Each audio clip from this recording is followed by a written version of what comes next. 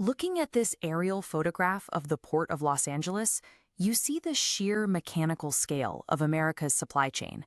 For over a century, this coastline has operated as a gritty, working-class industrial engine, handling millions of cargo containers every year. But that heavy industrial footprint is currently undergoing a massive, rapid facelift, driven by the arrival of the global entertainment stage. The rusted cranes and weathered docks are being actively overwritten by high-end corporate architecture. This photograph highlights the immediate catalyst for the construction. Billions of dollars in public and private capital are currently flooding into the city to prepare the waterfront for the influx of international tourists arriving for the 2026 World Cup.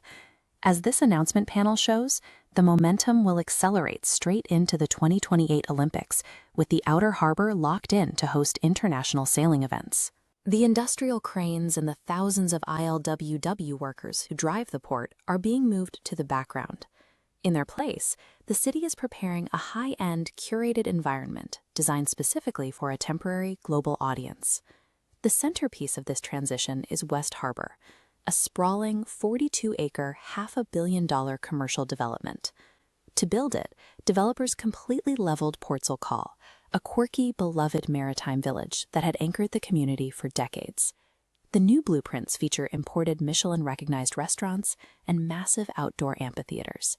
But local residents look at the incoming steel and glass pavilions and see the neighborhood's soul being erased in favor of high-end dining.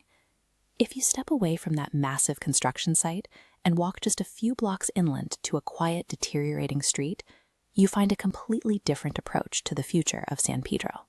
Here, local residents Jennifer Wolfe and her partner Edwin are quietly pouring their life savings into a crumbling structure at 363 West 6th Street. They aren't trying to tear down the neighborhood to attract global dollars. They're trying to salvage a single heavily damaged building from 1922. While billionaire developers deploy international capital to overwrite the city's history, local families are relying on their own sweat equity to physically preserve it. Two entirely different groups are building two entirely different versions of Los Angeles. Most developers treat history as an obstacle to be cleared, but Jennifer applied her training as a therapist to the site. She treated the building as a patient, looking past the rot to find a story that needed to be heard. This blueprint maps the 1922 J.C. Penney, featuring wide retail floors, but the basement reveals illicit history, a trapdoor pointing to Prohibition-era smuggling. Later, 1980s call center cubicles suffocated the space. By 2020, it became an abandoned, water-damaged shell, leaking in 17 places. Faced with rot and decay, Jennifer and Edwin made a radical choice. Instead of burying the structural trauma behind cheap, fresh drywall, they stripped the space back to the exposed, water-scarred timber and raw brick. They refused to hide the damage. By keeping the scars visible, the architecture mirrors the psychological reality of the people living here, acknowledging the past's heavy wear and tear rather than pretending it never happened. They named the restored space the Don Allen Experience. The title is an alchemy of Jennifer's late parents, Donna and Alan, combining two distinct philosophies of survival. Her mother, Donna, was a psychologist. She represents the lantern, the deep, disciplined empathy required to navigate a harsh world and to hold space for broken people. Her father, Alan, was a cardiologist turned venture capitalist. He provides the spine, the analytical structure and terrifying optimism needed to take a blueprint and actually pull it out of the ground. Those two halves merge perfectly down in the scarred basement, which is currently being wired for the Voxel Micro Video Labs.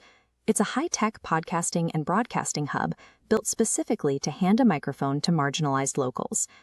The name of the studio, Voxel, is borrowed directly from Alan's past. Decades ago, he poured his brilliance into an ambitious medical imaging venture called Voxel.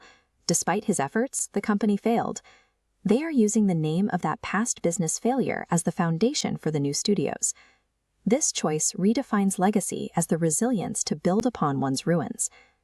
All of this construction, the corporate megaprojects and the micro-restorations, is currently racing toward a high-stakes collision in the summer of 2026. Down at the water's edge, the shiny gates of West Harbor will officially open. Wealthy tourists arriving for the World Cup will sip craft beer, eat at high-end franchises, and stare out at the Pacific from sterile glass pavilions. Up the hill, the heavy doors of the Don Allen Experience will also swing open, but the people walking inside won't be tourists. They will be San Pedro locals, stepping up to microphones to broadcast their own stories from a basement they helped restore. In the summer of 2026, the city will offer two distinct visions of the future. You can walk through a polished corporate playground built to entertain the world, or you can step into a gritty brick-and-mortar sanctuary built to empower the neighborhood. For Jennifer and Edwin, the stakes are deeply personal. They are racing the clock for their young son, Nathan. Becoming parents later in life, their window to leave him something permanent was rapidly closing, which is why the restoration project will culminate with a deeply intimate event. After 18 years together, Jennifer and Edwin will officially get married inside the raw, scarred brick of the building they rebuilt with their own hands. The building functions as a physical wedding ring for this family. Every restored beam and brick represents a tangible inheritance they are leaving for Nathan. As the waterfront transforms, protecting the soul of a neighborhood requires more than sentiment. It requires picking up a sledgehammer to build physical spaces where local voices are loud enough to hold their own.